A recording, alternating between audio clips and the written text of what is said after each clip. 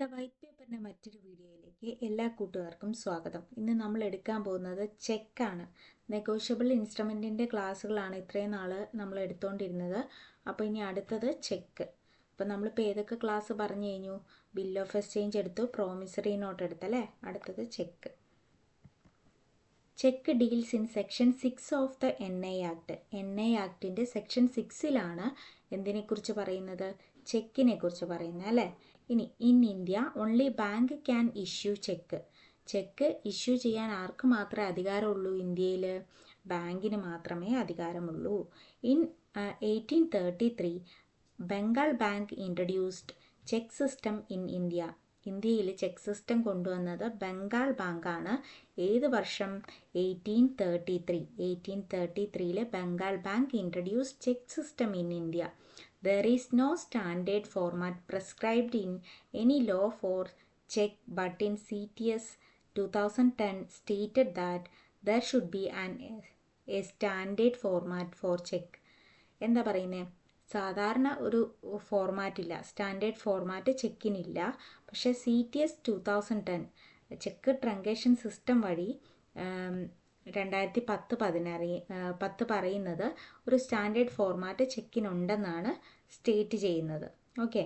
The time period of a cheque is 3 months which stated in RBI guide lines. എന്താ പറയുന്നത്? ചെക്കിൻ്റെ time period എന്ന് പറയുന്നത് 3 മാസമാണ്. RBI guide ലൈൻസിൽ പറഞ്ഞിട്ടുണ്ട്. In 1st January 2021 RBI introduce positive pay system PPS where account holders validate the key details of check. It is applicable check value more than rupees 50,000 and its mandatory limit is above 5 lakh. എന്താ പറയുന്നത്? 1st January 2021 അല്ലേ, 2021 RBI introduce ചെയ്തതാണ് PPS എന്ന് പറയുന്നത്. PPS എന്ന് പറഞ്ഞാൽ positive pay system. Account ഹോൾഡേഴ്സിൻ്റെ cheque validate ചെയ്യാൻ വേണ്ടി കൊണ്ടുവന്നതാണ് പോസിറ്റീവ് പേ സിസ്റ്റം എന്ന് പറഞ്ഞാൽ 50,000 മുകളിലാണ് ചെക്കിൻ്റെ വാല്യൂ എങ്കിൽ ഇത് ആപ്ലിക്കബിൾ ആയിരിക്കും. ഓക്കെ. ഇനി മാൻഡേറ്ററി ലിമിറ്റ് എന്ന് പറഞ്ഞാൽ 5 ലക്ഷമായിരിക്കും, above 5 lakh. Okay. PPS positive pay system കേട്ടോ. സെക്ഷൻ 6ലാണ് ചെക്കിനെ കുറിച്ച് പ്രതിപാദിക്കുന്നത്. ചെക്ക് സിസ്റ്റം ഇൻട്രൊഡ്യൂസ് ചെയ്തത് ഇന്ത്യയിലെ ബംഗാൾ ബാങ്കാണ് 1833. Okay.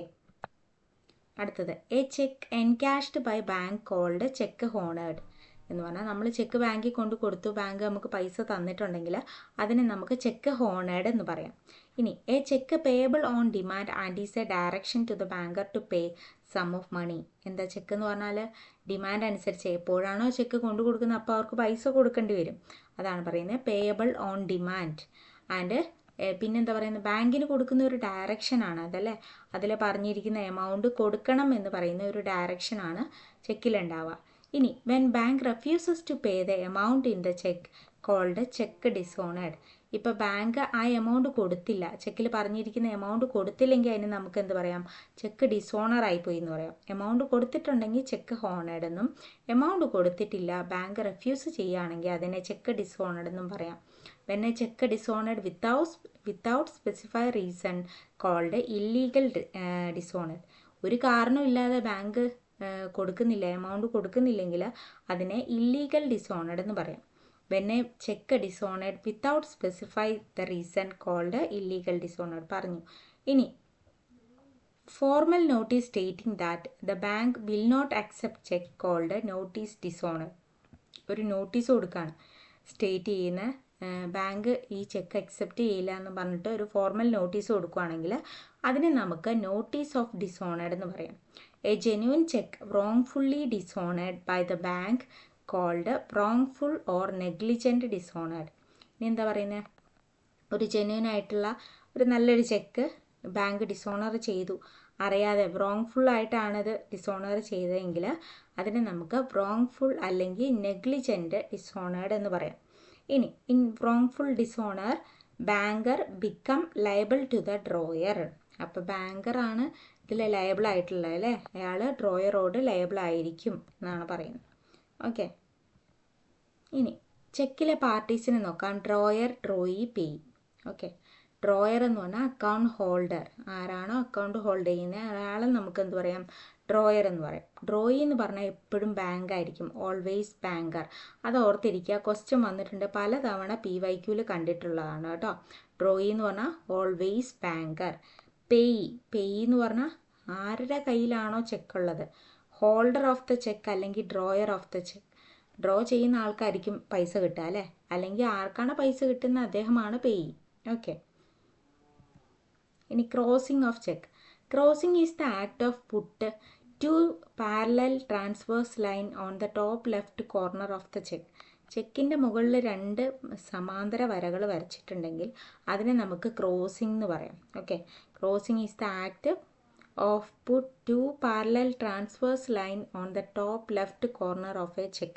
Crossing is an instruction to the paying banker that the amount directly deposited to the payee's account. Crossing എന്ന് പറഞ്ഞാൽ പേയിൻ്റെ അക്കൗണ്ടിലേക്ക് ഡയറക്റ്റ് ആയിട്ട് ഡെപ്പോസിറ്റ് ചെയ്യാൻ പറയുന്നതാണ് ക്രോസിംഗ് എന്ന് പറഞ്ഞിട്ടുണ്ടെങ്കിൽ. അത് ബാങ്കർക്ക് കൊടുക്കുന്ന ഒരു ഇൻസ്ട്രക്ഷനാണ് അല്ലേ. ഇനി crossing may be general or special.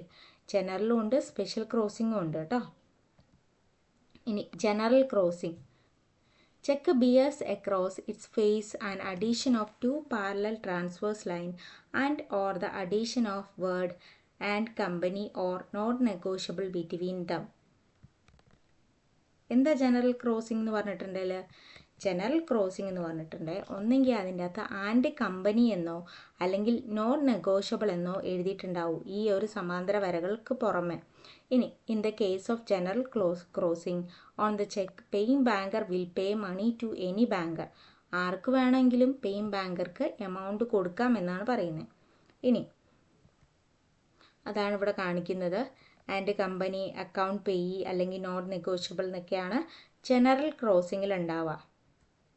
ഇനി special crossing. Cheque bears across its face an addition of the banker's name with or without the words not negotiable. എന്താ പറയുന്നത്, ബാങ്കറിൻ്റെ നെയിം ആയിരിക്കും കേട്ടോ അതിൻ്റെ അകത്ത് ഉണ്ടാവുക, ചെക്കിൻ്റെ അകത്ത് ഉണ്ടാവുക. Okay. In this case paying banker will pay the amount of cheque only to the banker whose name appear in the crossing or to his collecting agent. എന്ന് പറഞ്ഞാൽ ഈ ട്രാൻസ്വേഴ്സ് ലൈനിൻ്റെ അകത്ത് എന്തുണ്ടാവും, ബാങ്കറിൻ്റെ നെയിം ഉണ്ടാവും, ബാങ്കേഴ്സിൻ്റെ നെയിം.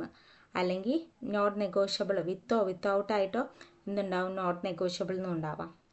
ഇനി transverse line are not compulsory for crossing. Special crossing. Special ക്രോസിങ്ങിന് എന്ത് ആവശ്യമില്ല, ട്രാൻസ്വേഴ്സ് ലൈൻ ആവശ്യമില്ല, കമ്പൽസറി അല്ല എന്നാണ് പറയുന്നത്. Specially crossed cheques are safer than generally crossed cheque. Generally crossed ചെക്കിനെക്കാട്ടിലും കുറച്ചുകൂടെ സേഫർ ആയിരിക്കും ഈ special crossed cheque. The safest form of crossing is account payee crossing. അതായത് റെസ്ട്രിക്റ്റീവ് ക്രോസിംഗ് എന്ന് പറയുന്നത് സേഫസ്റ്റ് ഫോം ആയിട്ടാണ് പറയുന്നത്. ഇനി ഓപ്പണിംഗ് ഓഫ് ക്രോസിംഗ് എന്ന് പറഞ്ഞിട്ടുണ്ടെങ്കിൽ ക്യാൻസലേഷൻ ഓഫ് ക്രോസിംഗ് ആണ്. ക്രോസിംഗ് ക്യാൻസൽ ചെയ്യുകയാണെങ്കിൽ അതിന് നമുക്ക് ഓപ്പണിംഗ് ഓഫ് ക്രോസിംഗ് എന്ന് പറയാം. Crossing of cheque is tampered or interfered is known as obliterating. എന്താ പറയുന്നത്, ഒന്നെങ്കിൽ ആരെങ്കിലും അതിൻ്റെ ഇടയിൽ കയറുക അല്ലെങ്കിൽ അത് നശിപ്പിക്കാൻ ശ്രമിക്കുകയൊക്കെയാണ്. ക്രോസിംഗ് ഓഫ് ചെക്കിനെ നശിപ്പിക്കാനൊക്കെ ശ്രമിക്കുകയാണ് ഒബ്ലിറ്ററേറ്റിംഗ് എന്നാണ് പറയുക. ഓക്കെ. സ്പെഷ്യൽ ക്രോസിങ്ങിൻ്റെ കേസുകളാണ് ഇവിടെ കാണിക്കുന്നത്. സ്റ്റേറ്റ് ബാങ്ക് ഓഫ് ഇന്ത്യ എന്ന് പറഞ്ഞിട്ട് ഈ ലൈൻ്റെ അകത്ത് കൊടുത്തിട്ടുണ്ടല്ലേ. അതുപോലെ തന്നെ ബാങ്കിൻ്റെ പേര് പ്രത്യേകം മെൻഷൻ ചെയ്തിട്ടുണ്ടാവും. ഇനി ഡബിൾ ക്രോസിംഗ് ആണ്. ഡബിൾ ക്രോസിംഗ് എന്ന് പറഞ്ഞാൽ when a cheque bears 2 special crossing it is known as double crossing. എന്ന് പറഞ്ഞാൽ 2 സ്പെഷ്യൽ ക്രോസിംഗ് ഉണ്ടാവും അല്ലേ. Here second bank acting as an agent of first bank. First ബാങ്കിൻ്റെ ഏജൻ്റ് ആയിട്ടായിരിക്കും സെക്കൻഡ് ബാങ്ക് ആക്ട് ചെയ്യുക. അവിടെ നോക്കുക 2 സ്പെഷ്യൽ ക്രോസിംഗ് വരുന്നത്. അടുത്തത് marking of cheque. Marking of cheque important ആണ്. Marking means certifying a cheque good for payment. ഇത് PYQയിൽ വന്നിട്ടുണ്ട്. ഗുഡ് ഫോർ പേയ്മെൻറ്റ്, ചെക്ക് നല്ലതാണെന്ന് കാണിക്കാൻ വേണ്ടി മാർക്ക് ചെയ്യുന്നതിനെയാണ് എന്ത് പറയുക, മാർക്കിംഗ് ഓഫ് ചെക്ക് എന്ന് പറയും. In post dated cheque marking is not valid. Date കഴിഞ്ഞ് പോയാൽ മാർക്ക് ചെയ്തിട്ട് കാര്യമുണ്ടോ, ഇല്ല. അപ്പോൾ അത് വാലിഡ് അല്ല എന്നാണ് പറയുന്നത്. The drawer cannot countermand the payment of a marked cheque എന്ന് പറഞ്ഞാൽ എന്ത് ചെയ്യാൻ പറ്റില്ല, ഡ്രോയർക്ക് ഇത് ക്യാൻസൽ ചെയ്യാൻ പറ്റില്ല, പേയ്മെൻറ്റ് തടയാൻ പറ്റില്ല. പിന്നെ മാർക്ക് ഏത് ചെക്കിൽ ക്യാൻസൽ ചെയ്യാൻ പറ്റില്ല. Here payee is certain of getting money. Payee ആയിരിക്കും എമൗണ്ട് കിട്ടേണ്ട ആളല്ലേ. ഇനി alteration of cheque. Alteration of cheque may be material or immaterial. രണ്ട് തരമുണ്ട്, മെറ്റീരിയലുണ്ട് ഇമ്മെറ്റീരിയലുണ്ട്. A material alteration refers to a significant change made to a legal document, particularly a negotiable instrument that alters its legal effect, rights or obligation of parties involved. എന്താ പറയുന്നത്? Significant ആയിട്ടുള്ള change വരുവാണെങ്കിൽ, legal ഡോക്യുമെൻറ്റിൽ വരുവാണെങ്കിൽ അതിന് നമുക്ക് എന്ത് പറയാം? Material alteration എന്ന് പറയാം അല്ലേ. ഇനി material alteration made without the consent of the drawer makes the cheque invalid. ഇപ്പം ഡ്രോയറിൻ്റെ അനുവാദം ഇല്ലാതെയാണ് ഈ അൾട്രേഷൻ നടത്തിയിട്ടുള്ളതെങ്കിൽ, മെറ്റീരിയൽ അൾട്രേഷൻ നടത്തിയിട്ടുള്ളതെങ്കിൽ അത് ഇൻവാലിഡ് ആണ്, ചെക്ക് ഇൻവാലിഡ് ആയി പോകും. Alteration does not affect the fundamental character of check is called immaterial alteration. ഇനി അതേ സ്ഥാനത്ത് ചെക്കിൻ്റെ ക്യാരക്ടറിനെ ഒന്നും അഫക്റ്റ് ചെയ്യാതെയാണ് അൾട്രേഷൻ നടക്കുന്നതെങ്കിൽ അതിനെ ഇമ്മെറ്റീരിയൽ അൾട്രേഷൻ എന്നും പറയാം. ഇനി മെറ്റീരിയൽ അൾട്രേഷനിൽ വരുന്ന എന്തൊക്കെയാണെന്ന് നോക്കാം. അൾട്രേഷൻ ഇൻ ഡേറ്റ്, ഡേറ്റിൽ ചേഞ്ച് വരുവാണെങ്കിൽ, എമൗണ്ട് ചേഞ്ച് വരുവാണെങ്കിൽ, name of payee, crossing, place of payment, the word or order or bearer എന്നുള്ള കേസിലൊക്കെയാണ് മാറ്റം വരുന്നതെങ്കിൽ അതിന് നമുക്ക് എന്ത് പറയാം? മെറ്റീരിയൽ അൾട്രേഷൻ എന്ന് പറയാം അല്ലേ. അടുത്തത് immaterial alteration. It include altering bearer check into order, alteration made with the consent of drawer, altering generally crossed check into specially crossed, drawer omit to use the word or order in the check. ഡ്രോയറിൻ്റെ അനുവാദത്തോടു കൂടിയാണ് modification വരുത്തുന്നതെങ്കിൽ അതിന് നമുക്ക് എന്ത് പറയാം? Immaterial alteration എന്ന് പറയാം. അതുപോലെ തന്നെ ഇപ്പോൾ ജനറലി ക്രോസ്ഡ് ആയിട്ടുള്ള ഒരു ചെക്കിന് സ്പെഷ്യൽ ക്രോസ് ആക്കുന്നതൊക്കെ ഈ ഇമ്മെറ്റീരിയൽ അൾട്രേഷനിൽ വരുന്നതാണ്. വലിയ മാറ്റങ്ങളൊന്നും സംഭവിക്കുന്നില്ലല്ലോ. അപ്പം if amount stated in word and figure are different. ഇപ്പം നമ്മൾ ചെക്ക് എഴുതി കൊടുത്തു, വേർഡിൽ ഒരു എമൗണ്ട് എഴുതി, 20,000 എന്ന് വേർഡിൽ എഴുതി, ഇനി ഫിഗർ എഴുതുമ്പം 2,000 ആയിപ്പോയി, 0 വിട്ടുപോയി. അപ്പം നമ്മൾ ഏതാ പരിഗണിക്കുക? Amount in word given priority. വേർഡിൽ എഴുതിയിരിക്കുന്നതിനായിരിക്കും പ്രയോറിറ്റി കൊടുക്കുക കേട്ടോ. 20,000 0 വിട്ടുപോയതാണെന്നുള്ളത് കാണിക്കാൻ വേണ്ടിയിട്ട് 20,000 ആയിരിക്കും അവരെടുക്കുക. Cheque bounce is a criminal offence in India and is punishable with imprisonment of 2 years or with fine equal to twice the amount on the cheque or both. എന്താ പറയുന്നത്? ചെക്ക് ബൗൺസ് ആവുന്ന കേസ് ഞാൻ പറഞ്ഞിരുന്നു. Cheque bounce ആയെന്ന് പറഞ്ഞാൽ ഒന്നെങ്കിൽ അക്കൗണ്ടിൽ balance ഇല്ലാതെയോ അല്ലെങ്കിൽ സിഗ്നേച്ചർ മിസ്മാച്ചൊക്കെ ആയിട്ട് ചെക്ക് തിരിച്ചു വരാം, റിട്ടേൺ ആവുക അല്ലേ. അങ്ങനെ വരുന്ന കേസ് ഒരു ക്രിമിനൽ ഒഫൻസ് ആയിട്ടാണ് ഇന്ത്യയിൽ കണക്കാക്കുന്നതിന്. അതിന് 2 വർഷം വരെ തടവുണ്ടാവാം, അല്ലെങ്കിൽ അതിൻ്റെ എമൗണ്ട് 2 ഇരട്ടി എമൗണ്ട് അടയ്ക്കേണ്ടി വരും, അല്ലെങ്കിൽ രണ്ടും കൂടി ഒരുമിച്ചായിരിക്കും വരിക. ഓക്കെ, അപ്പോൾ ഇത്രയാണ് ചെക്കിൻ്റെ കേസിലുള്ളത്. അപ്പോൾ നെഗോഷ്യബിൾ ഇൻസ്ട്രുമെൻറ്റിൽ നമ്മളിപ്പോൾ 3 കാര്യങ്ങൾ പഠിച്ചു. Promissory note, bill of exchange, check. ഈ 3 എണ്ണം പഠിച്ചു കഴിഞ്ഞു. മറ്റ് ക്ലാസ്സുകൾ കാണാത്തവർ ആ ക്ലാസ് കൂടി കാണുക കേട്ടോ. അപ്പോൾ ഓക്കെ, താങ്ക് യു.